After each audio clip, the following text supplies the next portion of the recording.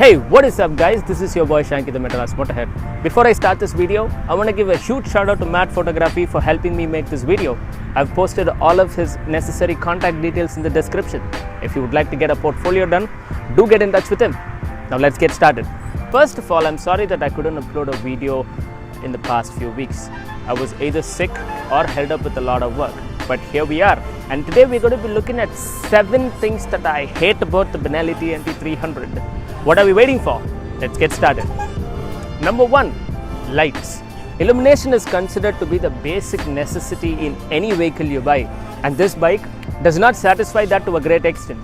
I'll show you guys how. Myself and Sudan, who is a good friend of mine and a Benelli owner, we went to a dark lane to show you guys how good the illumination is. Low beam, perfectly fine with it. The throw is good, the illumination is good, no problem at all, except for one thing. If you look up to the sky, you will find that there is one beam which escapes the housing and hits on top. This could have been captured before releasing the bike. Now moving on to the high beam, in this picture it looks as if everything is good, but as a rider you will find it very difficult to ride. The throw is not good, it is scattered all over the floor, and if you see in the center of the screen, you will find that the beam is hitting on the tree and not on the ground. We've tried to adjust this multiple times, but this is the best output that you can get. In this picture you will find that if you switch on to the high beam with a number plate on your bike, you will find a huge shadow on the ground. Already the light is poor, and on top of that you have an obstacle which is going to reduce the throw even more. So then rides inside the city most of the time, so it's okay for him, but if you're into night riding, please just take the number plate out, stick it somewhere else. So guys, do get an auxiliary light installed in your bike. I've got mine which is on its way. This is the reason why I'm holding on to the modifications video. I apologize, I know a lot of people have asked me, but please be patient and I will be posting that video really soon, because that is the last accessory which is pending on this bike. Number 2, horn. If you guys had watched my ownership video, if you guys haven't, here is the link. You would have found that horn is a major problem in this bike. The horn is placed very close to the engine, and because of the heat which is generated, it malfunctions. You can live with anything on these Indian roads, but you definitely need the horn. I've replaced my horn for the nth time, and this one seems to be working really good. But I have went through a lot of pain in visiting the service center multiple times to get it replaced under warranty. It is being manufactured by a company called as Roots, and they seem to be working really good right now. I hope this is the same horn which will be used in the future models. Number 3 is clutch. As said in my ownership video, the clutch is on the heavier side. If you get stuck in traffic for about 15 to 20 minutes, you will definitely feel the strain in your fingers and on your forearm. Wearing a glove might reduce the stress a little bit, but it's still uncomfortable. In the newer models that have come out, they've reduced the plate to a larger extent, hence making it less uncomfortable. But I believe that they could have captured this before releasing the bike.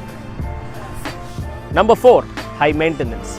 Though this bike sells like hotcakes in the market, you do find a lot of Benellis being sold, or people think twice before shelling out money on this bike. The reason being, there are 2 major reasons for that.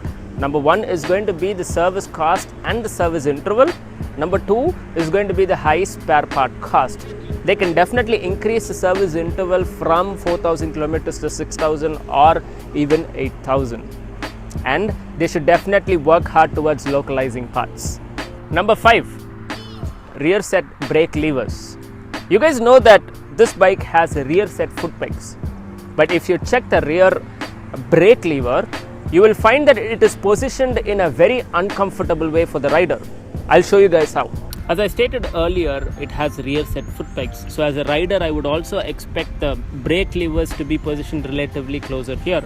Every time I have to apply the brakes, I have to keep repositioning my foot, because keeping in this position, it is really strenuous for me. Now that I'm wearing sneakers, it is easy for me to feel the brakes, how much I have to apply. But if I'm wearing a boot, it becomes very difficult for me, and even the slightest push over here activates the rear brakes.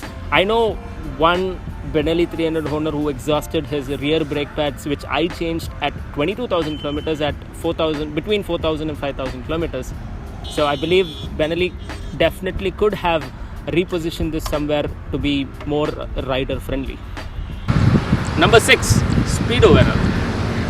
I understand that modern digital speedometers have the tendency to show different speeds in different bikes. But when I cruise at 100, my friend cruising next to me, it shows 95, 93. And I believe that they could have definitely worked towards reducing the error margin here. Number 7, rusting. After buying this bike, in about 6 to 8 months, I found that there are a lot of places wherein it started to rust and the paint started to peel off. I know bikes which cost 1/3 of this price, but then they have used superior paint quality and materials. And I definitely believe that Bentley could have worked towards having better paint quality and parts. I hope you guys like this video. If you did, like this video, share this video, post your comments below and I'll be happy to answer them. And do not forget to subscribe to this channel. This is your boy Shanky the Madras Motorhead and Matt Photography signing off. Always remember, when life gives you problems,